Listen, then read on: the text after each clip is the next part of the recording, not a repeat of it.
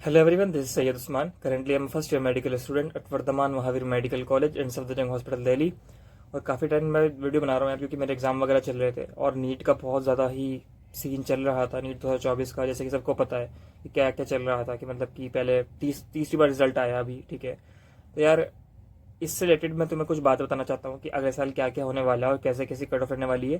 और फिर मैं तुम्हें आज बताऊंगा कि कैसे कैसे तुम्हें मूव ऑन करना है नीट 2025 की पढ़ाई के लिए, ठीक है। सबसे पहले बात करते हैं कि कम से कम तुम्हें क्या स्कोर सोच के चलना चाहिए कि यार अब जो है मुझे जो है इतना स्कोर करना ही करना पड़ेगा अगर मुझे नीट में सिलेक्शन लेना है।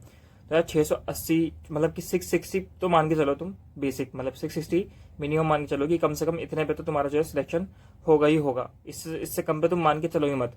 इसका रीजन मैं बताता हूँ अभी तुम्हें। लेकिन तुम 660 तो मानोगे नहीं, तुम थोड़ा अप मान के चलोगे ना, तो 680 690 का तुम्हें स्कोर करना ही करना पड़ेगा, ठीक है, नीट 2025 के लिए, तभी तुम्हारा जो है सिलेक्शन हो पाएगा। दूसरी बात ये कि क्या तुम ये सोच रहे हो कि जो है इस साल अगर नीट का स्कैम हो गया, एनटीए का स्कैम हो गया और पेपर लीक हो गया तो कट ऑफ हाई हो गई, अगले साल ऐसा नहीं होने का, तो तुम बिल्कुल गलत हो, ठीक है। इस साल कुछ भी हो फर्क नहीं पड़ता, लेकिन इस साल जो कट ऑफ सेट हो गई है वो अगले साल वही रहेगी और उससे बढ़ेगी, कभी कम नहीं होती। नीट की कट ऑफ कभी कम नहीं होती, क्योंकि इस साल जो बच्चे 650 लेकर आए, 640 लेकर आए, 630 लेकर आए, वो अगले साल दोबारा बैठेंगे पढ़ाई नीट के लिए। क्या वो कट ऑफ बढ़ाएंगे नहीं? क्या वो कट ऑफ बढ़ाएंगे नहीं? जिसके 640 आ रहे हैं, जिसको 630 आ रहे हैं, क्या वो अगले साल 700 नहीं मार्क्स लेकर आएंगे? तो कट ऑफ बढ़ेगी ही बढ़ेगी, कट ऑफ कम नहीं होती कभी भी नीट में, ठीक है। तो इस साल अगर 660, इस साल 655 जा रही है कट ऑफ, तो अगले साल भी 655 या 660 मान के चलो, ठीक है। तो कट ऑफ का ये सीन है। पहली बात तो तुम ये मत सोचना कि जो है अगले साल तुम्हें जो है 620 पे 630 पे एडमिशन मिल जाएगा, ऐसा नहीं होने वाला है, ठीक है। तो कम से कम अपना स्कोर जो है 680 प्लस 690 प्लस का मान के चलो, तभी बढ़िया रहेगा, ठीक है। पहली बात ये। अब मैं तुम्हें थोड़ी सी चीज बताता हूँ कि तुम्हें कैसे मूव ऑन करना है, ठीक है, नीट 2025 की तैयारी के लिए। तुम इसको फॉलो कर लो अच्छी तरीके से, इसको अच्छी तरीके से फॉलो कर लो, जो मैं बता रहा हूँ उसको अच्छी तरीके से सुन लो, ठीक है। तुम्हारी काफी सारी चीजें सुधरेंगी, ठीक है। बच्चे सारे काफी सारे कंफ्यूज रहते हैं कि यार ये कर लूँ वो कर लूँ, ये कर लूँ वो कर लूँ, ठीक है, इधर भाग जाओ उधर भाग जाओ, इधर से पढ़ लूँ उधर से पढ़ लूँ। सिंपल चीजें बताऊंगा कुछ, ठीक है, उनको अच्छी तरीके से फॉलो कर लो, उनको अच्छी तरीके से फॉलो कर लो, तुम्हारी चीजें आसान हो जाएंगी। 500 प्लस जिसके आ रहे हैं उसको एंड में बताऊंगा, बिल्कुल मैं वीडियो के एंड में उसके लिए बताऊंगा। जिसके 500 प्लस आ रहे हैं, 550 प्लस आ रहे हैं, ठीक है, उनके लिए थोड़ा सा अलग होना है, अलग चीजें बताऊंगा। लेकिन जो बिल्कुल बेसिक से तैयारी कर रहे हैं, जो अभी 12th में है या फिर जो तुम्हारा फर्स्ट ड्रॉप है, जिनकी बिल्कुल पढ़ाई बिल्कुल जीरो पे है, तो उनके लिए अभी बता रहा हूँ मैं, ठीक है। बाकी 550 प्लस वाले के लिए वीडियो के एंड बताऊंगा। तो देखो यार, तुम्हारे पास अभी 9 महीने है पूरे, ठीक है, उसमें तुम्हारे 7 महीने तुम्हें सिलेबस कंप्लीट करना है और 2 महीने में तुम्हें रिवीजन करना है और टेस्ट देने लास्ट के। तो कम से कम तुम्हारे पास 7 महीने अभी तुम्हारे पास, जिसमें तुम्हें अपना सिलेबस कंप्लीट करना है अच्छी तरीके से। सिलेबस कंप्लीट करने के लिए तुम्हारे पास क्या होना चाहिए, ठीक है, मिनिमम रिक्वायरमेंट क्या है तुम्हारे पास सिलेबस कंप्लीट करने के लिए? तुम लेक्चर्स देखो सारे, ठीक है। फिजिक्स केमिस्ट्री के तुम्हें सारे के सारे लेक्चर्स देखने हैं, ठीक है। अगर अभी कोई अभी से तैयारी स्टार्ट कर रहा है, तुम्हें फिजिक्स केमिस्ट्री के सारे लेक्चर्स देखने ही देखने हैं। कोई ऐसा नहीं है कि जो है तुम सोच रहे हो कि फिजिक्स के वन शॉट देख लूंगा, केमिस्ट्री के वन शॉट देख लूंगा। वन शॉट से कुछ नहीं होने वाला, वन शॉट से तुम्हारी पढ़ाई खराब होगी, फिर तुम्हारे कंसेप्ट क्लियर नहीं होने के, तुम्हारे क्वेश्चन अच्छे तरीके से नहीं होने वाले। तुम्हें फिजिक्स केमिस्ट्री के 110% सारे के सारे लेक्चर्स देखने हैं, चाहे तुम कैसे ही पढ़ रहे हो, XYZ कोचिंग से पढ़ रहे हो, ऑफलाइन पढ़ रहे हो, ऑनलाइन पढ़ रहे हो। फिजिक्स केमिस्ट्री के लेक्चर्स में डिले नहीं करना, ठीक है, पहली बात। दूसरी बात, बायो के वन शॉट देखे जा सकते हैं, लेकिन फॉर इजी चैप्टर्स ओनली। मतलब कि जैसे कि अगर जेनेटिक्स है तो उसके सारे लेक्चर्स देखने पड़ेंगे। लेकिन अगर तुम्हारे पास कोई बायोलॉजिकल क्लासिफिकेशन है तो वो इजी चैप्टर है, तुम उसका वन शॉट देख सकते हो, ठीक है। इसके अलावा जैसे प्लांट किंगडम है तो उसका वन शॉट मत देखना, लेकिन बायोटेक्नोलॉजी उसका तुम वन शॉट देख सकते हो। तो इसी तरीके से जो इजी चैप्टर्स है उनका वन शॉट देख सकते हो, लेकिन सबका वन शॉट नहीं देख सकते तुम, ठीक है।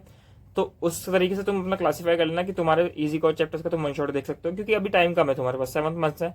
तुम सारे जो है बायो के लेक्चर्स देखने बैठोगे तो तुम्हारा जो है फिजिक्स केमिस्ट्री को तुम इतना टाइम नहीं दे पाओगे तुम्हारे प्रैक्टिस के लिए, तो वो चीज़ तुम्हें नुकसान देगी, ठीक है।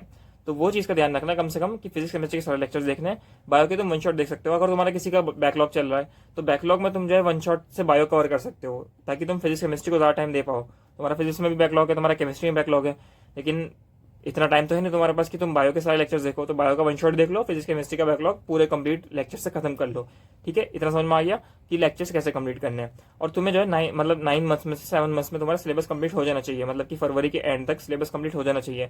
ऐसा नहीं कि तुम्हारा जो सिलेबस जो है मार्च के एंड तक जा रहा है, तो फिर वो नुकसान देगा, ठीक है। क्यों? क्योंकि अगर तुम्हारा मार्च के एंड में सिलेबस कंप्लीट होगा, तुम रिवीजन कब करोगे? चलो मान लो तुमने जो है अप्रैल में रिवीजन कर लिया, तो तुम फुल सिलेबस टेस्ट कब दोगे? क्योंकि एक महीना तो कम से कम रिवीजन को लग जाएगा ना तुम्हारा। जब तक रिवीजन कंप्लीट होगा जब तक तुम्हारा पेपर आ जाएगा। तो ऐसा नहीं करना है, कम से कम फरवरी के एंड में तुम्हें अपना सिलेबस कंप्लीट करना है, ताकि तुम मार्च में अपना रिवीजन कर पाओ और अप्रैल में तुम जो है अपने फुल सिलेबस टेस्ट दे पाओ, ठीक है। कम से कम 2 महीने तो तुम्हें चाहिए ही चाहिए, ठीक है, सिलेबस कंप्लीट करने के बाद, तभी तुम्हारी इफेक्टिवली पढ़ाई हो पाएगी, तभी तुम्हारा इफेक्टिवली रिवीजन हो पाएगा। इतना ध्यान रखना, अगर तुमने 1 महीने पहले कंप्लीट करना तो तुम्हारे लिए चीज़ें मुश्किल हो जाएंगी। ठीक है, ऐसा नहीं कहना कि मैं नामुमकिन है, लेकिन मुमकिन तब भी है, लेकिन मुश्किल बहुत हो जाएगा। लेकिन अगर तुमने 2 महीने पहले कंप्लीट कर लिया तो काफ़ी सारी चीज़ें आसान होने वाली हैं।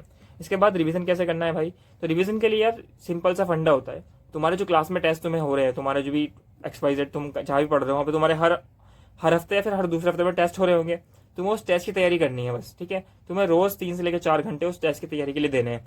अगर तुमने उस रोज 3 से 4 घंटे टेस्ट की तैयारी के लिए दे दिए तो तुम्हारा टेस्ट भी अच्छा जाएगा, और अल्टीमेटली तुम्हारा रिवीजन तो हो ही रहा है। वो रिवीजन ही तो है, और क्या है। ठीक है, थोड़ा सा रिवाइज तुमने डेली क्या कर लिया, जो तुमने क्लास में आज पढ़ा वो तुमने रोज थोड़ा सा रिवाइज कर लिया, लेकिन रोज तुम्हें कम से कम 3 से लेकर 4 घंटे, 4 घंटे के करीब, 5 घंटे के करीब तुम्हें टेस्ट के रिवीजन के लिए देने हैं। अच्छी तरीके से टेस्ट को रिवाइज करो यार। जो जो तुमने पढ़ा है क्लास में, तुम्हें पढ़ाया गया है पहले वो रिवाइज करो। जो क्लास में तुम्हें क्वेश्चन कराए गए हैं वो रिवाइज करो। फिर तुम मॉड्यूल सॉल्व करो। ठीक है, मॉड्यूल सॉल्व करने पड़ेंगे 110% मॉड्यूल सॉल्व करने पड़ेंगे। मॉड्यूल सॉल्व करो, जो भी तुम्हारे पास मॉड्यूल्स हैं। ठीक है, अच्छे होने चाहिए, मतलब एररलेस होने चाहिए। उन मॉड्यूल्स को सॉल्व करो। ठीक है, हर चैप्टर में से कम 100 से लेकर 150 क्वेश्चन तो करो यार मॉड्यूल्स में, कम से कम वो तो करने पड़ेंगे तुम्हें। इतना अगर तुम कर लोगे और तुम क्लास के क्वेश्चन रिवाइज कर लोगे अच्छी तरीके से, और रोज तुम 3-4 घंटे के करीब पढ़ोगे, ठीक है, टेस्ट के लिए, तो तुम्हारा टेस्ट भी अच्छा जाएगा। टेस्ट अच्छा जाएगा तो तुम्हारा खुद ब खुद कॉन्फिडेंस आएगा, फिर आगे की चीजें आसान हो जाएंगी। ठीक है, तो इतना ध्यान रखना, रिविजन करना है। ठीक है, और मॉड्यूल सॉल्व करने हैं। और इसके अलावा यार देखो, PYQ बुक के बारे में बताता हूँ तुम्हें मैं। आप में से कुछ ड्रॉपर्स भी हैं और यार कुछ 12th अपेयरिंग वाले भी हैं। जो 12th अपेयरिंग वाले उनको अपने बोर्ड्स का सिलेबस भी कंप्लीट करना है, और जो आपको नीट का सिलेबस भी कंप्लीट करना है। तो यार देखो, और अभी NTA का स्कैम वगैरह भी चल रहा था, मतलब काफी प्रॉब्लम थी, 3 बार रिजल्ट आ गया। तो लेकिन यार ऐसा नहीं है कि अभी आप जो है अपने होप खो दो और जो है बिल्कुल ही नर्वस होके सब कुछ छोड़ दो, पढ़ाई वढ़ाई मत करो। ठीक है, ऐसा नहीं है। You still have a chance to follow the path of your success. You still have a chance. ठीक है, अभी भी चांस है। ठीक है, ऐसी बात नहीं है। और देखो यार, हमें तो अपना 100% देना ही पड़ेगा ना। हम जब तक हम अपना 100% नहीं देंगे, हम कैसे मान लें कि यार हमारा नहीं हो सकता सिलेक्शन। ठीक है, या मैं भी छोड़ देता अगर, तो मेरा भी सिलेक्शन नहीं होता। ठीक है, मेरे 591 मार्क्स आए थे, लेकिन फिर मैंने दोबारा से अपनी तैयारी स्टार्ट करी और मैंने फिर 676 मार्क्स आए। ठीक है, तो you still have a chance. ठीक है, तो उस चीज को फॉलो करना पड़ेगा तुम्हें। जो मैं बोल रहा हूँ उसको सुनो, क्योंकि मैं भी उस फेज से गुजरा हूँ। ठीक है, मैं भी उस फेज से गुजरा हूँ। ठीक है, और मैं कभी भी यूजलेस चीजों को बताता नहीं हूँ तुम्हें। तो यार मैं एक बुक बता रहा हूँ जो तुम्हारे जो है स्कोर को बूस्ट करने में काफी हेल्प करेगी। यार मीमो नीट की PYQ बुक एक ऐसी बुक है जिसको तुम्हें 100% सॉल्व करना ही करना चाहिए, क्योंकि इसमें 100% NTA बेस्ड PYQs है 2019 से लेकर 2024 तक। अब 2019 से ही क्यों करने हैं, 2019 से पहले ये क्यों नहीं करने, मतलब कर सकते हो, लेकिन इसमें 2019 से 2024 के क्यों दे रखे हैं? क्योंकि 2019 से पहले CBSE करा रहा था ना नीट, तो वहाँ पे जो है सिंपल टाइप के क्वेश्चन आते थे। लेकिन 2019 के बाद जब से NTA PYQs मतलब कि नीट करा रहा है, तो काफ़ी डिफरेंट टाइप के क्वेश्चन आ रहे हैं। लाइक MCQ बेस्ड तो आ ही रहे हैं, मतलब कि, लेकिन तुम्हारे डायग्राम बेस्ड आ रहे हैं, एजर्शन आ रहे हैं, स्टेटमेंट्स आ रही हैं, ट्विस्टेड क्वेश्चन आ रहे हैं, कोरिलेटेड क्वेश्चन आ रहे हैं। ठीक है, और एक क्वेश्चन में 4 क्वेश्चन आ रहे हैं।